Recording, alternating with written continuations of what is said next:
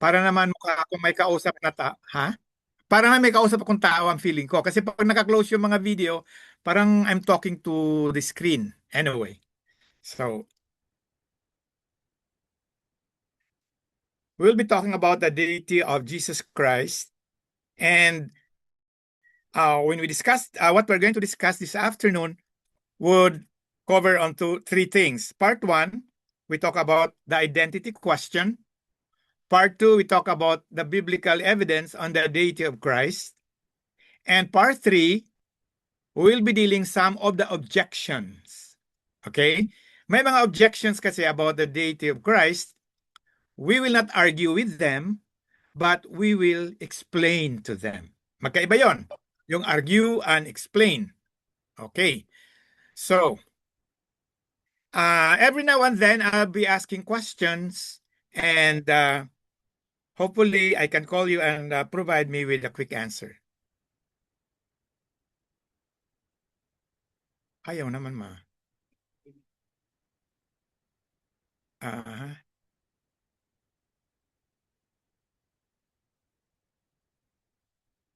Technical difficulty. Okay. Okay. Forward. Yeah. Yeah. Thank you. So we have the deity of Christ, a biblical, historical, and theological exploration of the full Godhead of Jesus Christ. Now, before we go further, I would like to ask the participants, how do you define deity in your own understanding? What does it mean, the deity of Christ, or deity itself as a word? Anybody?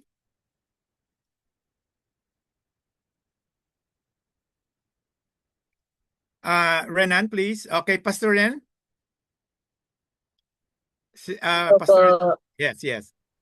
ano po, yung natatandaan ko lang po sa tinghalan ko sa Bible School last time. Uh-huh. At the idea of Jesus Christ is that Jesus Christ is fully God and as well as good. Okay. What next? Follow up ko lang ha, Pastor Jermaine.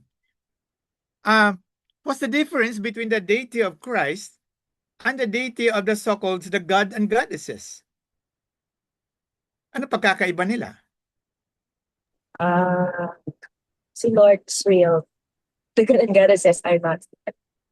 Are not what? Are not true. How do you know they're not true? As far as my memory is concerned, naglalakot lang po sila sa Greek mythology. Ano po?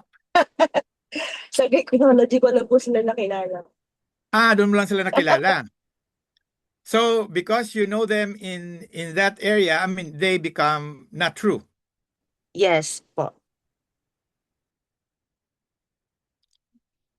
Question. Who created this deity of the gods and the goddesses? Unmute, please. Ako rin po ba? Yes. Kasi ikaw na nagsasalita, ikaw na lang muna. Gods and goddesses. Who created them? Human. Okay. There you go. The deity of gods and goddesses are man-made. Tama? But the deity of Christ is long before there at the very start of time. Okay, so more or less, we'll not confuse the deity of Christ with the deity of Jupiter, Zeus, or whoever. But rather, we focus on the deity of Christ because this is the absolute deity, the absolute Godhood. Okay. Part one, the identity question. And we start with Matthew 16:15, which says, who do you say that I am? Who asked this question?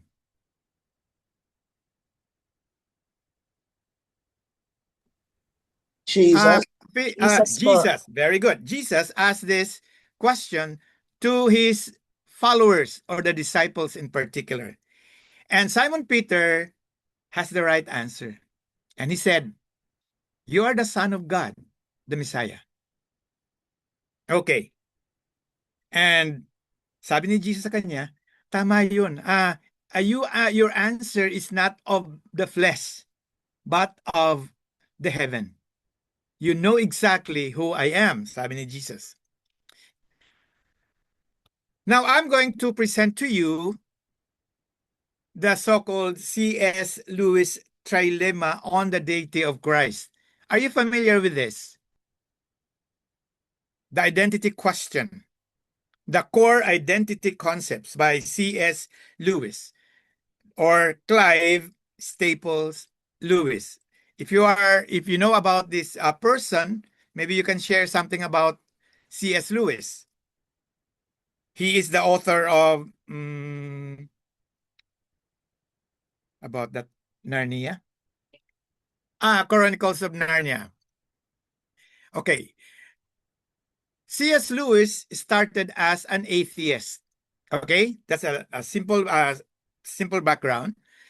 He started as an atheist, and he started to research on because he is a professor in literature in Oxford and Cambridge. So he started to study the Bible, and he figured out that God is true. God exists and God is real. But he still has some questions regarding Jesus. And so he further looked into evidence in the Old and the New Testament to establish the godhood of Jesus. Now, according to Lewis, Jesus claimed divine authority. Therefore, he leaves us with three distinct choices. A trilemma is made up of three choices. Dilemma is not the senator. Dilemma is two choices. Di meaning two, tri meaning three. So, if Jesus claimed divine authority, therefore he leaves us with three direct choices. The first choice is that Jesus is a liar. He knew he was not God and deceived the world. The second choice is that Jesus is a lunatic. He mistakenly believed he was God. And the third one, it says here, he is exactly who he claimed to be, meaning Jesus is Lord. Amen? And as believers, we know, just like C.S. Lewis, we have looked into the evidence in the Bible, and we know that it is the truth that Jesus is Lord. No question about that. But as believers, we need to support our belief with evidence. Okay, and that is the purpose why we're studying this. Now, if Jesus is Lord, he leaves no room to be merely a good moral teacher, because some people who study the Bible claim that Jesus is nothing but just a good moral teacher. But that is not part of his claim. He claimed to be the Lord. Okay, let's look now into the evidence. Any question? So good, so far so good? Okay. Before we go with that, we had the so-called the hypostatic union. Now, we need to study this because this also serves as our foundational doctrine. The foundational Orthodox doctrine defining the nature of Jesus Christ. One, that Jesus is fully God and fully man simultaneously. Do we believe in this? Yes. That Jesus is two distinct natures united in one person forever. And that he is united without division, confusion, separation, or change. Okay, that is the hypostatic union. Is hypostatic union the same with the Trinity? No, it's not. It's different. The hypostatic union focuses on the second person in the Holy Trinity, which is the Son of God, Jesus Christ. Okay. Let's go now into the biblical evidence for deity. We will be dealing with three main divisions here. The direct claims. Pag sinabing direct claims, who is claiming? Jesus. The divine attributes, the prerogatives of God. Okay. So direct claims, it could be Jesus claiming or the people who have encountered Jesus. Start with a direct claim to deity. In Exodus 3:14 it says, I am, that the I am statements of Jesus. Jesus claims the divine name of Yahweh from Exodus 3:14. It says, truly, truly, I say to you, before Abraham was, I am. Truly, truly, I say to you, before Abraham was, I am.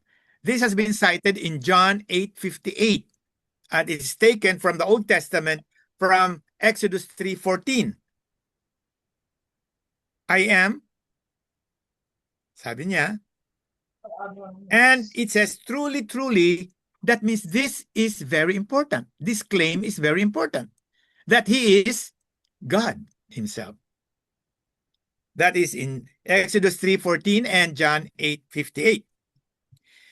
The second one would be, that's direct claims. There's another direct claim here. Apostolic witness. So Jesus, number one, si Jesus mismo, sinabi niya, I am God. The second one is apostolic witness. Paul explicitly declares him as our great God and Savior, Jesus Christ, in Titus 2:13. Remember Paul, he was not a believer of Christ at the very start. And then, because of his encounter with the Lord, he became a staunch believer of the Lord Jesus. Tama? Bakit? Ano bang na-experience? What was, sorry, nagtagalog ako, nandiyan para si Pastora Angela. So, he said, our great God, referring to Jesus, and Savior, God and Savior, Jesus Christ. Then another one who has the claim of the deity of Christ, Thomas's confession. In John 20:28, Thomas exclaimed, my Lord and my God. A title Jesus accepts without reprimand. If Jesus is not God, he would have reprimanded Thomas. Amen. Why? Because it is blasphemous to say, to point to a person to be God when he is not. But Jesus did not reprimand Thomas when he declared, my Lord and my God, calling Jesus as his Lord and his God, because it is true.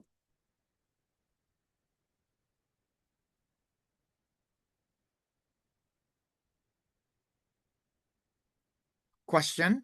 Mamaya na, marami tayong question anyway.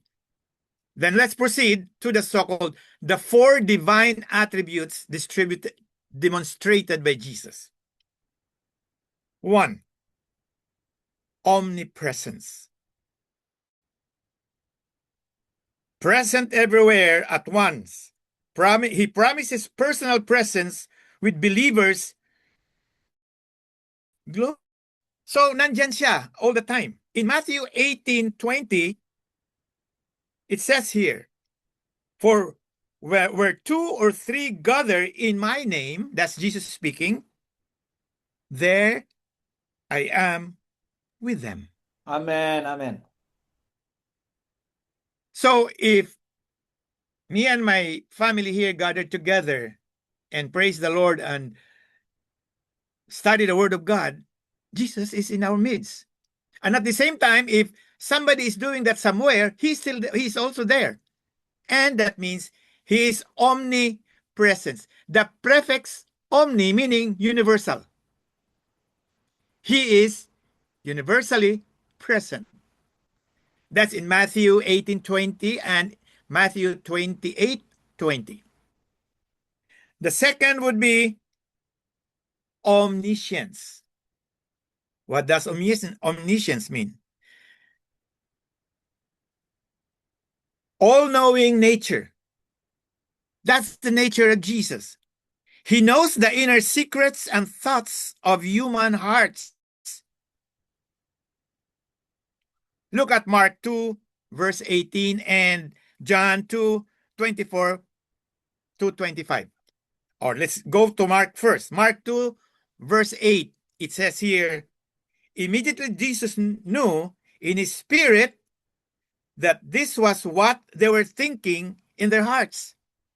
And he said to them, why are you thinking these things?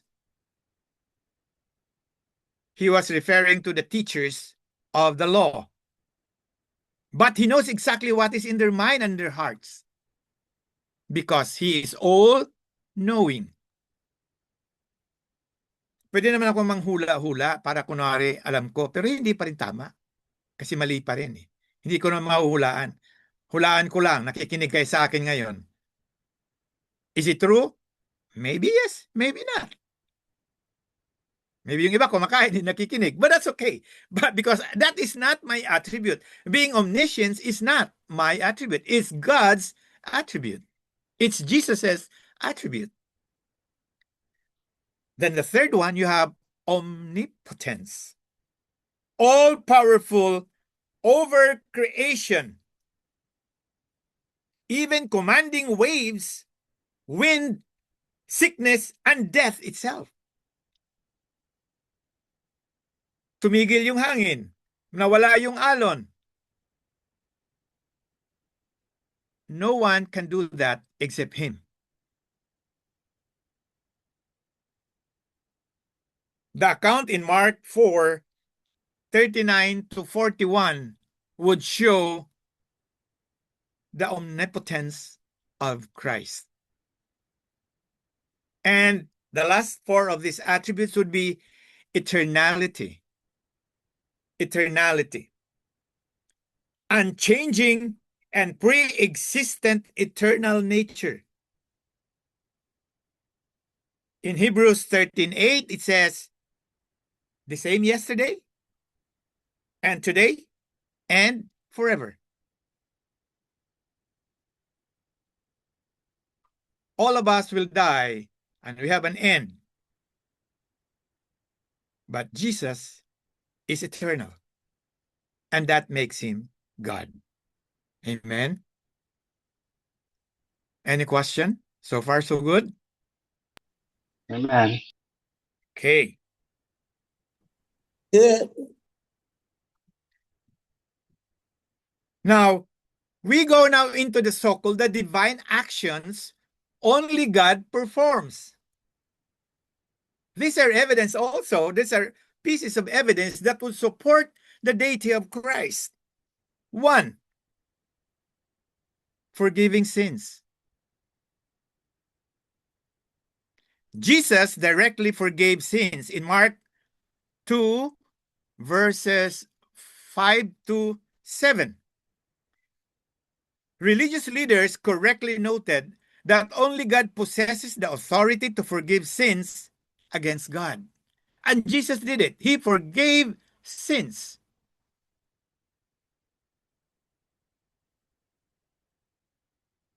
Second, creating and sustaining creation.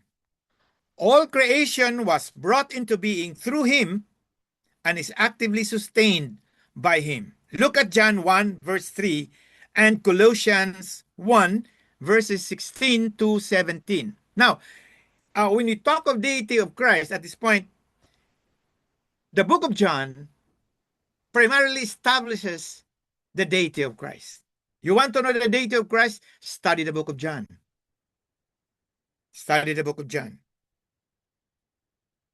And the last, no, the third one is receiving divine worship. You know, while angels and humans refuse worship, as in Revelation 19, verse 10, we refuse worship. Is there anybody here who want to be worshipped like God? Nobody.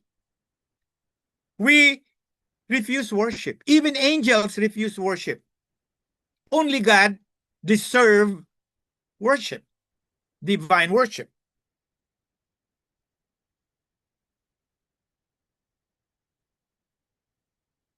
In Matthew 14, verse 33, it says here, when those who were in the boat worship him, saying, truly, you are the Son of God. Worship him. Then those who were in the boat worship him, saying, truly, you are the Son of God. They worship him because they believe in their heart that truly he is the Son of God. And Jesus did not rebuke them. He accepted the worship. Why? Because he is God.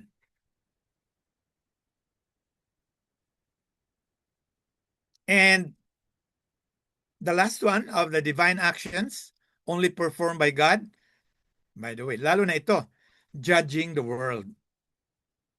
Kaya wag tayong judgmental. Hindi tayo Diyos eh. Ignore that comment. Okay. The final judgment belongs strictly to God. Yet, look at this. Yet the Father has entrusted the judgment to the Son. If he is not God, why would God the Father entrust the judgment to him? Totoo ba yan, Elder Val? O di puntahan nyo sa John 5, verse 22. Matthew 25, verses 31 to 32. Check it out. I might be saying something that is not true. In John 5:22, it says, moreover, the Father judges no one. The Father judges no one, but has entrusted all judgment to the Son. You don't believe? Check out John 5:22.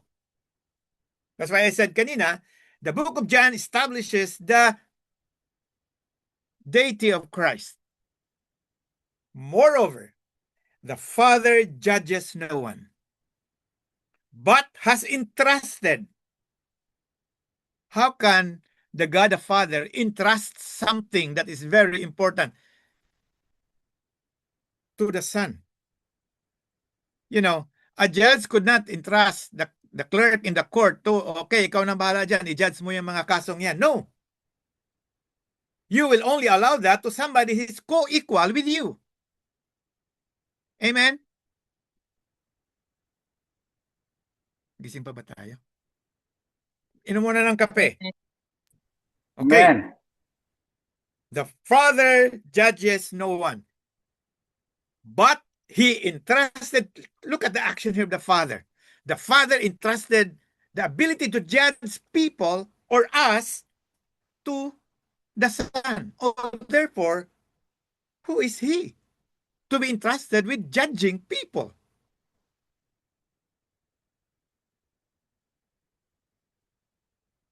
Amen. So we have looked into the divine actions. We have looked into direct claims and the attributes. Now, we go into the so-called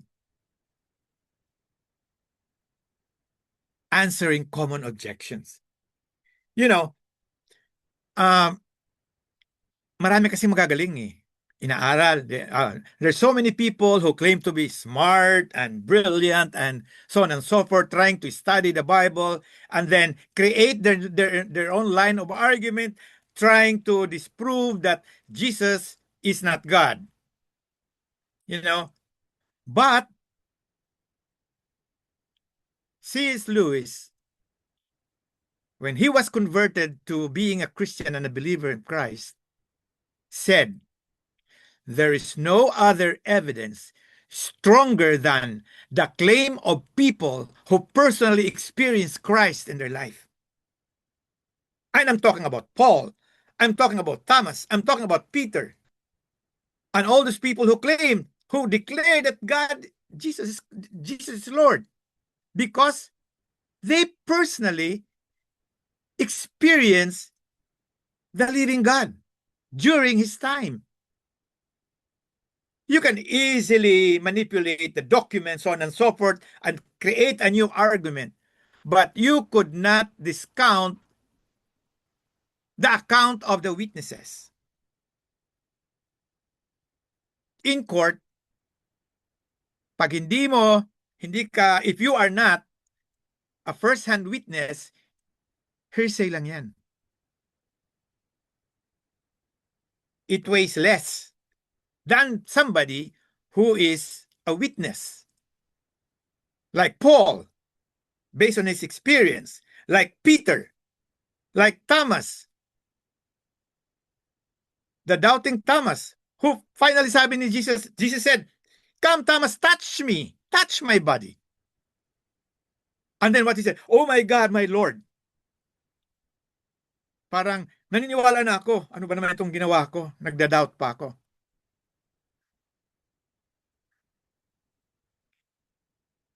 Whom would you believe? Thomas, who used to doubt? Or the people now who would argue and counter-argue with the evidence presented in the Bible? Who would like to twist the truth and offer an alternative that looks like truth, but it's not. It's slanted truth. Okay. So let's try now to go into answering common objections. Now, using understanding the context, that's very important. That we need to understand the context. Even the translation, we are reading it in English, and sometimes the true meaning is lost in the process of translation, especially when there is no direct translation. There's no equivalent word for that. And of course, functional submission of these three, no? Understanding context, translation, and functional submission. Okay. When you say functional submission, it's God the Son is equal to God the Father in nature. They're equal in nature. Okay? But the Son always submits to the authority of the Father in his role. Especially when he was in the earthly presence of Christ, he submitted to the authority of the Father, but he is full God and full human. Okay. Here we are. The first objection. The Father is greater than I. Ayan. This is the line of argument that people say, how can he be a God when he is less than the Father? The key verse here is in John 14:28. Kasi sinabi niya, Jesus said, the Father is greater than I.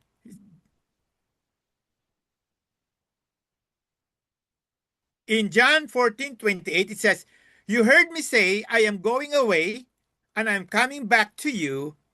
If you loved me, you would be glad that I am going to the Father, for the Father is greater than I." True enough. How would you explain this? Well, you only need to go to Philippians 2, verses 6 to 8.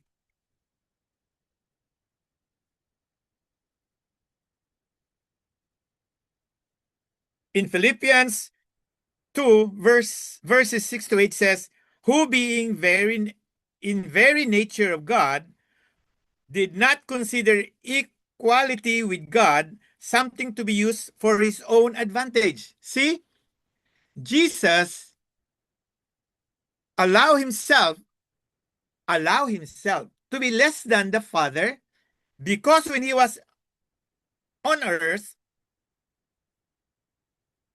it refers to Jesus' functional submission during his earthly incarnation. It is not inequality in essence, but rather it is a form of humbling himself. He stripped himself. He did not want to take advantage of his being God. It refers to Jesus' submission during his earthly incarnation, not an equality in essence.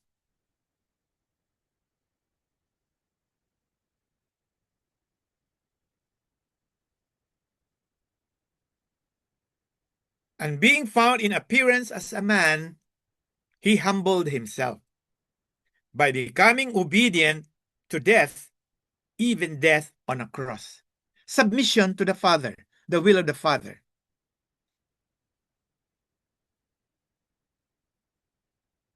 You know,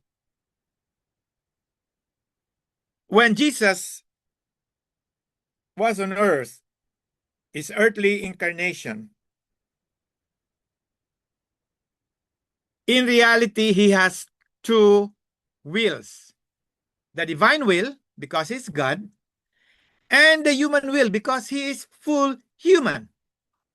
But there is no contradiction between the two wills, because the will of the Father is the will of the Son, because that's why he is sinless.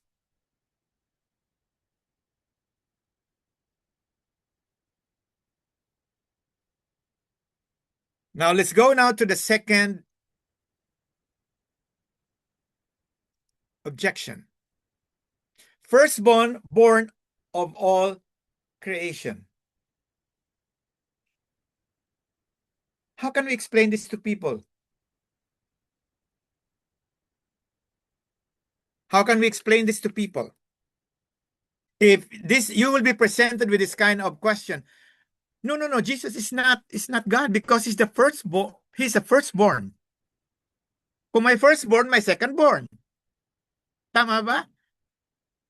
And I think this was misunderstood by Kibuloy. That's why he is the second born. Anybody who would like to show how we can explain this to people, telling us that if he's the firstborn, there must be a secondborn. Anybody?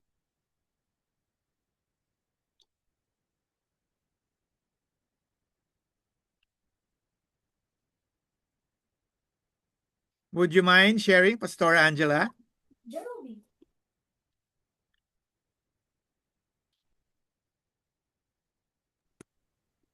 Can you hear me? Yeah, loud and clear. Okay, Jesus being the firstborn.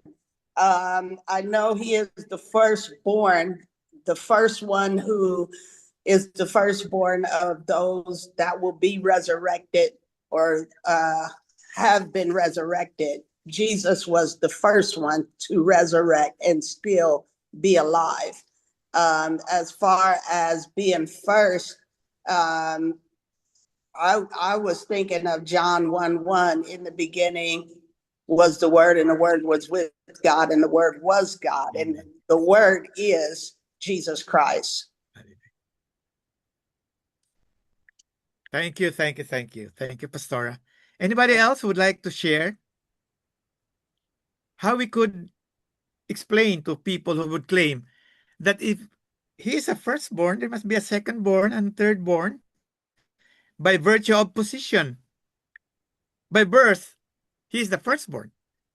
So, does it mean that there is a secondborn? Si Kibuloy, pero hindi totoo yun.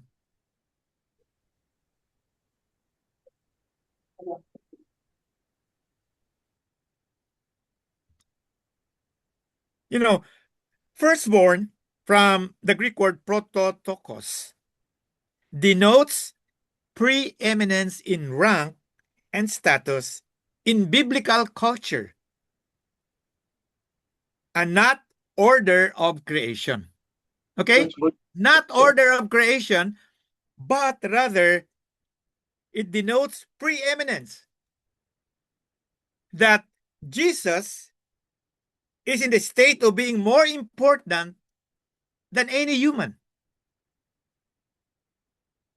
Better or higher in rank than anyone or anything else. That's the firstborn. Elder Susan, please. Yes, Elder Susan.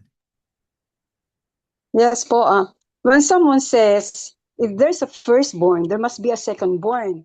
I would say that's true if we are talking about a normal family. But in the Bible, the word firstborn often means the one who has the highest rank, authority, or Tama. inheritance, not Yes. necessarily the first one born. Mm. For example, in Psalm 89, verse 27, God says of David, I will make him the firstborn, the highest of the kings of the earth. So Yeah, David tama. wasn't the first son in his family, nor was he the first king of Israel. Firstborn there clearly means preeminent or having the highest status. Right. So the same idea applies to Jesus in Colossians 1, verse 15, where he is called the firstborn over all Yeah. creation. So the next verses explain why, because all things were created through him and for him. For if Jesus created everything, then he cannot be part of the things that were created. So Amen. in this context po, firstborn doesn't mean Jesus was the first creator. It means he has a supreme authority and priority over all creation. Okay. That's Amen. what it is. Amen. Okay, thank you. That's exactly how we can convince people. When they would ask, uh, I said, explain, don't argue. Kasi pag mag-argue kayo dyan, tapos. Away ang ano mo. Tatawagin ko si pastor next time. Ayan. Anyway, let's go to the third one. Brother Tatlo Val, naman ito. Brother Val, Yes, pastor. if I can interject. Yes, please. Also, Jesus was not just the firstborn of all creation, but he was also the firstborn of resurrection. Yes. He Tama. he was Thank you also for the pointing out. firstborn of resurrection. But Amen. what does that mean? If the Lord Jesus Christ was resurrected from death after 3 days when he died, but he rose so many other people before he rose from the dead, just like Mhm. Lazarus. Lazarus was called back to life after 4 days of being dead, but that was before Jesus was hung on the cross and died after 3 days. 3 days and then died, and then after 3 days he rose again. So how come Lazarus was not the firstborn of resurrection? The thing here is that Jesus, the firstborn of resurrection, not just because he was resurrected first, but he was the first resurrected with a glorified body. Amen. Tama. Lazarus and the other people who was risen from the dead by the Lord Jesus Christ was not given a glorified body. I mean, even the Old Testament prophets, they rose somebody from the dead, like the child from Zarephath. Now, the child and the other widow's child, both children were raised from the dead. However, again, they rose from the dead without any glorified body. So again, one thing of the objection is that Jesus was the firstborn of resurrection, but that is the explanation for that. Amen. Si Pastor Jermaine says, firstborn, the one who has the highest position and authority. Okay. Thank you. Thank you, Pastor. And then we have the third objection.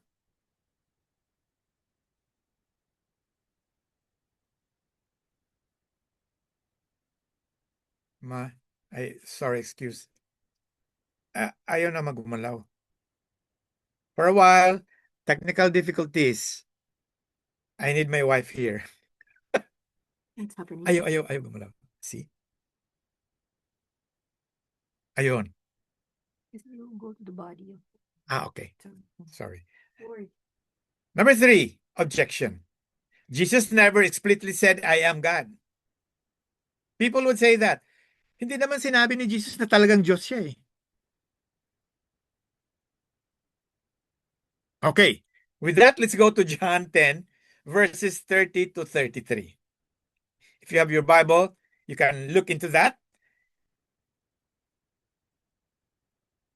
John 10, 30 to 33.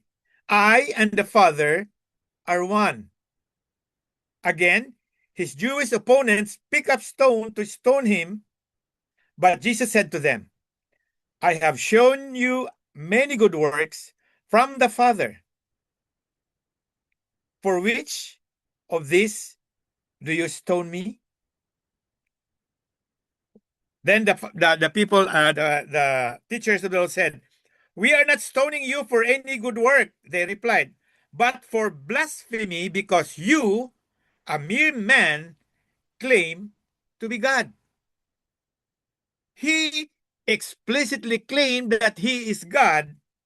Sabi nga niya, why are you stoning me? For my good work? And the Pharisees said, we are stoning you. The people said, we're stoning you because you claim to be God. And that is blasphemy. So, that's clear. Jesus explicitly claimed that he is God. In fact, babatuhin na siya dahil sa claim na yan. He spoke and acted in unambiguous terms understood by his audience, leading them to attempt to stone him for blasphemy. Exactly. He wasn't unambiguous. He was very clear. He was unambiguous. He was very clear on this. It's like, put it in your brain. I am the Son of God. I am God. Kaya babatuhin siya. Because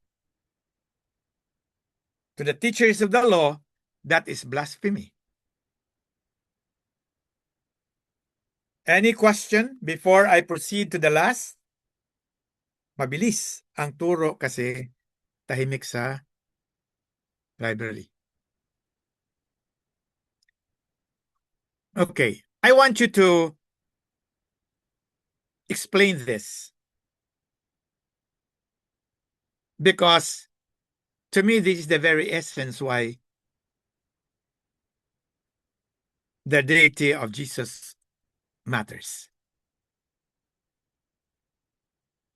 Why the deity of Jesus matters. After learning all these things, some of us have been Christians for decades, but the question is, why the deity of Jesus matters? Have you ever thought of this? Anybody?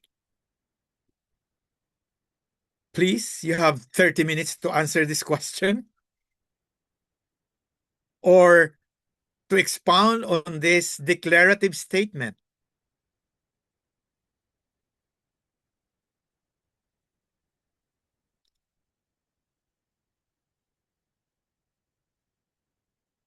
In your personal point of view, why do you think? Pass A raise her hand. Pastora Angela, go ahead, please. Amen. I would say that deity matters to Christianity because it is our sole belief. It is what our belief is based off of, that Jesus is 100% deity, divine, and 100% man. It took Jesus, who was perfect, to die for the sins of the world. And that's why his deity matters. That's why the Bible says he was given a name that is above every name, and at his name, every knee shall bow. It matters to the Christian religion because that is what we believe, is that Jesus is fully God and that he died for our salvation. Amen. Anybody else? Ito, Okay, Elder Susan, your turn. Why does, praise the Lord. Why does the deity of Jesus matter to me? For me, the deity of Jesus matters because it changes everything about my faith. And if Jesus is truly God, then I know I can completely trust him. His words are true, his promises are certain, and his sacrifice on the cross is enough to save me. So knowing that Jesus is God gives me confidence that he has the power to forgive my sins, change my life, and be with me in every situation that I'm in. It also reminds me that I'm not just following a great teacher or a good example. I'm following the Lord himself. Amen. Amen. Anybody else would like to share why the deity of Jesus matters? Pastor Stanley? Yes, go ahead, Pastor Stanley.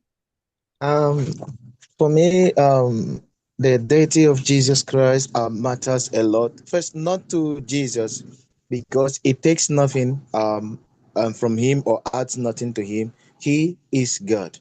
But for us, the believers, it matters a lot so that we don't find ourselves in a state of idolatry. So we know that we serve the living God. Anybody else? Can I hear it from outside the Philippines, the people from Mindanao? Anybody from Mindanao? Kumusta naman dyan sa bansa natin? Okay po. Ano po siya, for me, it really matters because, just to be honest po, Sir Val, it's really a deep, ano tawag nito, yung parang learning for me. Kaya nga sabi ko kay Pastor Roel na, kakayanin ko ba na maging part sa ganitong Kaya. session? Because, I'm not an elder, I'm not a pastor, but although yes, I'm a leader, but this is really a deep, very different type of learning for me because it's not always that I get to hear this kind of sessions and learning with different people. And so to my answer to that, it really matters because I was thinking a few minutes ago, why does it really matter? Because I think the number one for me, it really increases my faith. Few days ago, my conversation with God, my journaling, my writing time is really how important for me to increase my faith as a Christian. Because when I've been a Christian for many years, and sometimes parang nahihit mo na yung hindi level, but there are times that I get stuck, like where am I going with this? So I think this really matters to me because again, number one, it increases my faith as a Christian. Number two, it really levels up my leadership, my growth as a leader at the same time. And also, it helps me to answer some questions from different people as well. This learning is really an eye opener at the same time, like, wow. Okay. Again, it's a different level for me. Kaya nga sabi ko, Pastor, are you sure na kakayanin ko yung ganitong level of learning? But again, that's my answer for it po. Sir, Thank you, Pam. Okay. Brother Ralph Bularda. Okay. Am I audible? I think Yes, yes. for the question why the deity of Jesus matters, for me, is the power to save us. Because if we think about it, Jesus said, I am the way, the truth, and the life. Now, in my own, in my perspective, the deity of Jesus, which is, it has a power to save us. Kasi if there's no such deity in Jesus' name, I think we are wasting our time. So that's my perspective with regards with this question. Okay. Thank you. Anybody else? It's time for us to share our thoughts on this? Because we still have so much time left. Kung ayaw niyo magsalita, uulitin ko yung tinuro ko. Balik tayo sa simula. Biro lang po. Nakangiti si Pastora Jermaine, parang may sasabihin. Actually po, si Pastor Renan po may answer. Okay, go ahead. One flash naman, sige lang. Ganyan po talaga namamasa.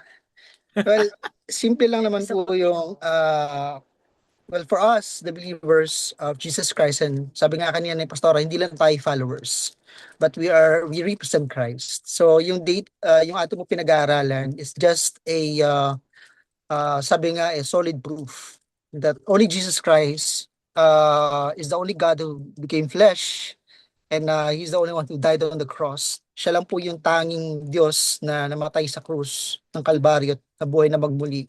At lahat po ng mga Diyos ng other religion ay nananatiling patay.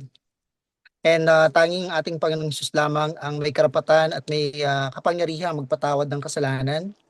Siya lang din po ang merong karapatang mag-grant ng eternal life sa ating pong bawat mananampalataya ni Jesus. And I believe this is very important dahil in our generation today, kapag hindi po natin alam yung lalim ng ating pong pananampalataya, ba't kailangan ba si Jesus, no? Kasi sa panahon po natin ngayon, lalo na napakaano ng AI, so lahat pwedeng gawing mukhang totoo.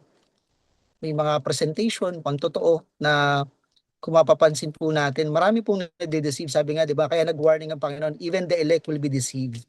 So we are so grateful that we have this kind of learnings, no? Sabi nga kanina po, ito po ay nagbibigay sa atin ng leverage on how we become better leaders. Hindi lang po tayo basta tinawag, hindi lang po tayo basta nagkaroon ng calling. And the anointing that we receive will only be fully functional kung gagawin din po natin yung part natin to improve ourselves sa pag-aaral po ng salita ng Diyos. Kaya po, maganda po yung mga ganitong pag-aaral. And sana hindi po namimiss ng marami sa atin. Thank you, Pastor Renan. Meron pa po ba? Before I'll go to the next question. Okay, Brother Rudel. Elder Rudel. Salamat sa pagtago ng jacket ko. Hindi nawala. I just would like to add words to what others have said also. For me, the deity of Christ is a foundation of my faith and belief to Him. And then it also gives me purpose to proceed, to go on to what I've been doing as a Christian. Did you hear me, Pastor A? Did you hear me, Pastor Angela? I saw you put your message on.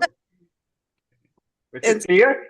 It's a little fuzzy, but I'm listening. Oh, I'm sorry. You're okay. Malabo po ba ako? Malabo po ba yung ano ko?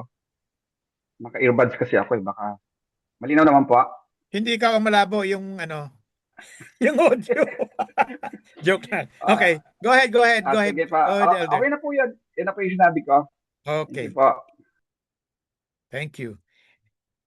Anybody else who would like to share her or his thoughts on this? Reflection on this declarative statement, why the deity of Jesus matters. Pastor Angela. I know I already answered once, but just sitting here, I thought about something else. Is that so we don't be fooled by every wind of doctrine, because there's so many, like when Pastor Well just had a study about Catholic religion, the INC, Jehovah Witness, all these other religions, see, they're still laying in the grave. But Jesus got up out of the grave. Amen. And still alive, and He will also resurrect us and will bring us with Him. No other religion can guarantee that except for the Christian religion and our belief. So to me, that's what matters, because He died for us, He rose, and that one day we will be with him. He's the only one that offers that. Amen. Thank you, Pastor Angela. Meron pa po bang mag-share ng kanyang saloobin? Tama ba yung Tagalog ko? Feelings.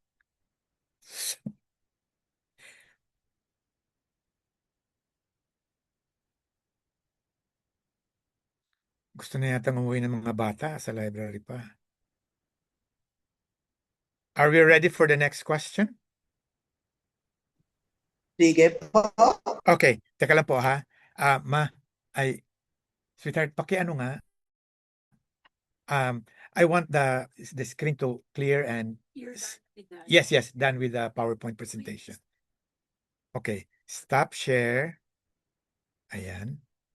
Okay. Okay. Yeah. So I have one more. I have still some question here. So feel free to answer. Wala namang maling sagot eh. Tsaka wala namang magja-judge sa atin kasi si Jesus lang ang pwede mag-judge. Tama ba, Pastora Tony? Hindi tayo judgmental, di ba? February 14, hindi judgmental. Okay. Next question. If Jesus is not God, where will we be? If Jesus is not God, saan tayo ngayon? Who would like to answer that?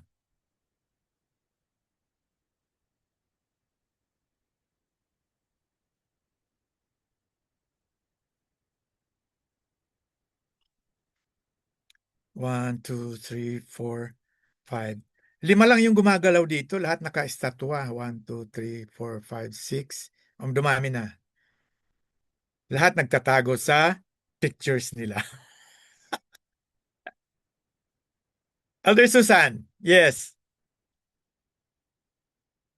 Unmute, Elder Susan, please. Unmute. Okay, there you go. Yes. If Jesus is not God, then our faith has no sure foundation. We would still be looking for someone who could truly save us, who could truly forgive us sins and give us eternal life. But because Jesus is God, I have confidence that my salvation is secure. His promises are trustworthy, and my hope is certain. That's why Jesus is matters so much. Yeah. Okay, good answer. Anybody else? If Jesus is not God, ano tayo ngayon? Nasaan tayo ngayon? Pastor A? Plus other, raise hand. Sino pa ba yung isa? If Jesus was not God, Yes. we would be lost. We would have no hope. We would be destined for hell if Jesus was not God. Guess that's my answer. We would have no hope. We would have no sure foundation. We would have no friend, no companion, no lover of our soul. We would be lost. That's the only way I could put it. We would be eternally lost. Amen. Amen. Meron pa po bang mag-share ng kanyang saloobin? Pastor Stanley, if Jesus is not God, where will you be? If Jesus is not God, I will still exist, but exist for nothing. Because there is no place after my existence that this is my destination where I'm going to. So I will just exist for nothing because at the end of my existence, I will still be condemned because of my sin. Okay. Pastor Jonah, naka-unmute ka? Sila po yung ano dun eh. Doon sa face-to-face sila po yung Okay, sorry. Okay. Yeah, nag-face-to-face pala. Anybody else? Kung hindi Diyos, if Jesus is not God, Nasaan ka ngayon? Ano tayo ngayon, Aber? Galit na, teacher. Hindi ba niyo naisip yun? Naisip ko yun. Pag hindi pala, kung if Jesus is not God as He claimed to be, where will I be? Pastor Louis? Sa akin po, kung si Jesus ay hindi Diyos, mawawala ng saysay ang aking pananampalataya eh. Hindi ako magkakaroon ng katiyakan sa aking na ang aking kasalanan ay tunay na napatawad na. Yun po yun sa akin. Amen. Anybody? Magtatawag kaya ako nito. Tingnan ko mga pangalan. Elder Val. Okay. Elder Rodel. Yes po. Siyempre po, if Jesus is not God, we'll completely be lost at the first time kasi how would we believe in that person if we know that he's not God at all, right? Can we set our foundation of our faith to that person if we knew that he is not God? I believe we will be lost, and I don't know actually we don't know what's going to happen to us. Probably we'll just be lost. Wow. Kaya kung saan tayo siguro po, saan tayo maniniwala, saan kanino na lang ganun.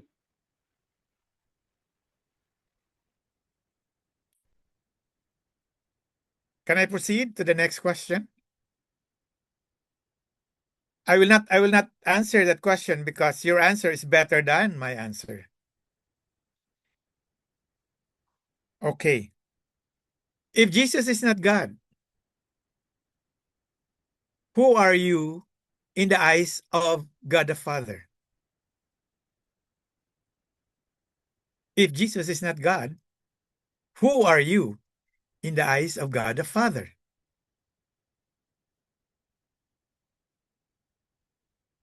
Nagsara na lahat ang mga screen. Kaunti na lang natira.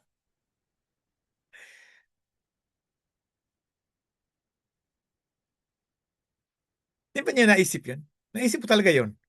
Kung hindi Diyos si Jesus, ano ako sa mata ng Diyos Ama? Who am I? Or what am I and who am I in the eyes of the Father?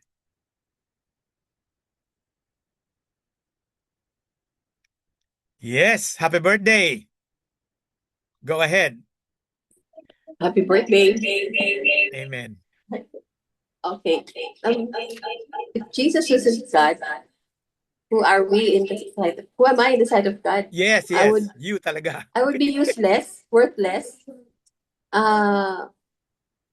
nothing in the sight of God, because Jesus is the one who gives me worth. It's Jesus who is the one who's the one who gave me access to the presence of God. So wala. I would be nowhere. Nothing. I would be nothing if Jesus wasn't God. Amen. Anybody else? Pastor A. Go ahead, Pastor Angela. As you can tell, I like being an active participant in class. Yes, I like that. Amen. If Jesus was not God, I would be unrighteous. I would be unworthy. I would be, again, lost if Jesus was not God. I could not, it almost made me cry, that question. What would I be if Jesus was not God?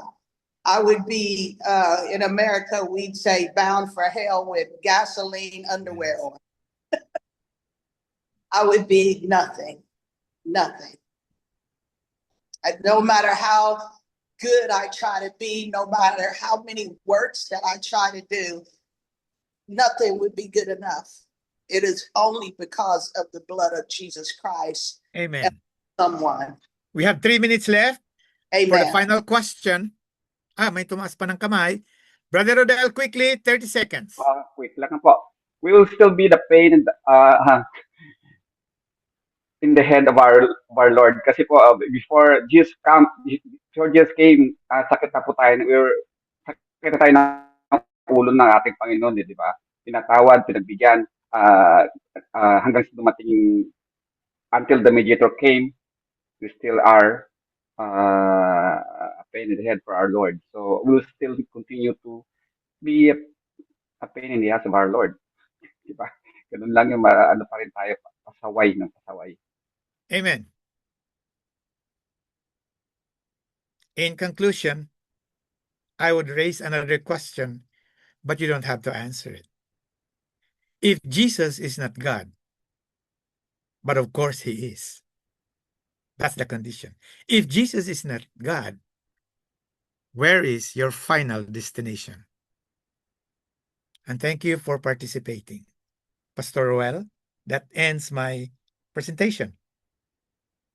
Amen. Palakpakan po natin ang Panginoon. Hallelujah. Praise God. Siguro, before we close, what is the importance of this doctrine to us? Ladies and gentlemen, if we have been in the ministry for so long, this would have been, when it was introduced to us, this would have been like, okay, nothing special. But basically, it is the full crux, it is the apex, it is the epitome of our ministry. Kasi without this, everything is nothing. Everything is useless.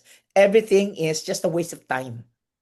Ladies and gentlemen, you and I have been called to be the mouthpiece, we have been given a privilege to represent the divine King, to represent heaven. And in doing so, of studying this particular doctrine, it gives credence, it gives premium to our ministry. Nagkakaroon ng halaga, nagkakaroon ng bigat, mga minamahal, ang ating ministry because of this realization, this study, this opening in our minds and reminder that we serve a divine God, a holy God. We don't represent a person, an entity, or a jurisdiction, no. But we serve and represent the King of Kings, the Lord of Lords, the Master of all creation. He is our God. Kaya nga, napaka-importante ito. Again, thank you so much, Brother Val, for teaching us. Before we close in prayer, can we all open our videos so we can have a picture taken? Let's have a picture taking muna po before we close in prayer. Hello, Sister Prima. What a beautiful lady you are. Praise Nagsara talaga. God. Nagsara That's ng Jesus ano. glow. Hallelujah. Hello. Happy Nagsara ng- birthday, Pasensya po sa iyo, Sister Pastor. MJ Andal. Happy birthday. Happy Thank birthday. you po. Thank you po, Pastor. Thank you Amen. po sa inyo. Hallelujah. Sige po, let's take a picture, everyone. Ready? 1, 2, and all right. Sige po, let's close in prayer. May I request, Doc Ralph Christian Bolarda to close us in prayer. Doc Christian. Sige po, Pastor. Praise God. Okay po. Sige po, tayo pong lahat ay lumagay na po sa presensya ng ating Panginoong Diyos. Hallelujah. Yes, Lord, Father God in heaven, we thank you for tonight. Truly, Lord, that this knowledge, Panginoon, na aming natutunan ay magiging kalakasan po namin. Thank you, Jesus, sa ginamit mo sa gabi po na ito si Elder Val, Panginoon, na nagturo sa amin about this doctrine. Thank you, Jesus. Nawa, Lord, ay patuloy po kaming lumalim sa pag-aaral sa Leadership 4. Tunay nga po, Panginoon, na sa mga ganitong mga pagtitipon, ganitong pag-aaral, mas lalo pang lalalim ang aming pananampalataya at pagkakilala sa tunay na Diyos. Panginoon, salamat sa bawat isa na naririto sa gabi na ito. Tunay nga po, Panginoon, pakaingatan mo ang bawat isa sa amin, saan man kami naroroon sa bansa. Lord, tunay nga po, Panginoon, na nagkakaisa kami sa pag-iisip, sa pananampalataya na Ikaw ang Diyos na nagbibigay sa amin ng kalakasan sa araw-araw. Lord, we submit, Panginoon, and we humble ourselves before you that truly na Ikaw lamang ang may sovereignty over us. Panginoon,